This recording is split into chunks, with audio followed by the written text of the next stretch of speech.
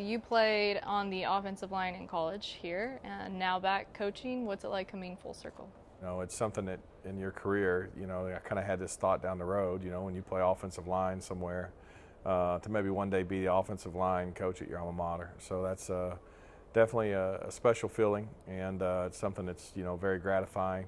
About 2 or 3 days after I got the job, I started getting text messages, emails from the linemen that I played with, and they were like, "Hey, man, we got to get those guys right." So obviously, there's a certain amount of responsibility that comes with it too, but that's okay because that's what I always picture it being. I want it to be that way. Last year you were here as an offensive analyst. How much do you think that kind of helped you? It helped me be familiar with the program and with the terminology and the offense and how Coach Yursich thinks and the things that he likes to do and how he likes to adjust, from a game plan standpoint. So that part of it made me certainly more comfortable just taking over the role, and kind of made it a little bit seamless, to tell you the truth. You've kind of been a recruiting all-star, and a lot of that you attribute to, being able to sell Oklahoma State, the facilities and everything, the Cowboy culture, but also how that next step is all those relationships that you are able to make with these guys. Well, that's right. Recruiting is it's being persistent.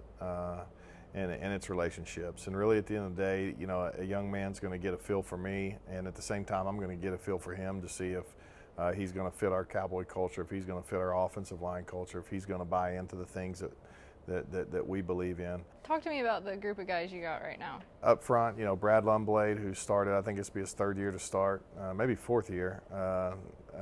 But obviously walked on here and has played a lot of football, very smart, very intelligent, but really looking for his best football in his 5th year. And that's and same with Zach Crabtree, another guy that's been around a long time, played a lot of games.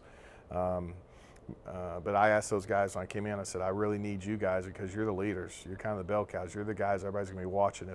If y'all take the attitude that, hey, man, we're already here, we're kind of already arrived, we're kind of already done our thing, then that's the attitude of the room, and we won't improve. And we need to improve. We need to get better. So y'all have to kind of take the attitude like you're a freshman, and hey, here we go again. And coach is going to push me, and coach is going to make me better. And that's hard to do sometimes as a senior. You played a lot of football. Larry Williams probably projected to start at right guard, and Marcus Keys projected to start at left guard. And those guys have, in the springtime, man, they were very physical. They were getting a lot better at technique, getting a lot better using their hands. A lot better getting their feet in the ground and taking better steps. So I feel really good about those guys. I thought Shane Richards did a real nice job in the spring too.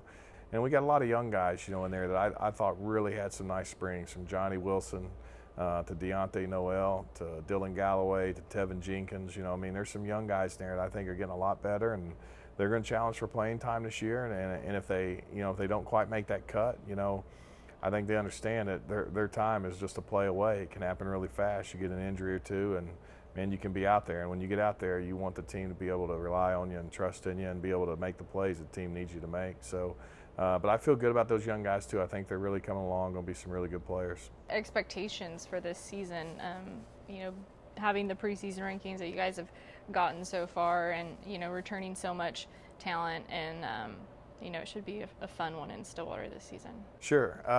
I think those expectations are, they should be there internally every year to compete for championships. And then if, in turn, if you win the Big 12 championship, you're going to have an opportunity to get into the national championship picture. So obviously when you have a lot of good players coming back like we do, the expectations surrounding the program and the media, and all the talk around the program gets ramped up and gets higher. Basically what they're saying is that you have the potential to do this. It doesn't mean you're going to do it, but you have the potential to do it. So what does it take to reach that full potential? It's the same thing that got you to here. It's hard work, it's focus, it's dedication, it's sacrifice. It's the process, it's all the little things, doing all the little things day in and day out. And if you start to listen too much to, oh, you're this, you're that, you're this, whatever you are, you kind of forget that work component. And that's the first key to success, is hard work. And so I really feel like our guys worked their tail off in the spring. I didn't feel that at all, and I was probably more excited about that than anything. So I think if we come out of two-a-days, and we have that same feeling about our team, and they're really hungry and they're going to go after it, not just kind of wait for it to come to them, then I think we're going to have a really fun season in Stillwater.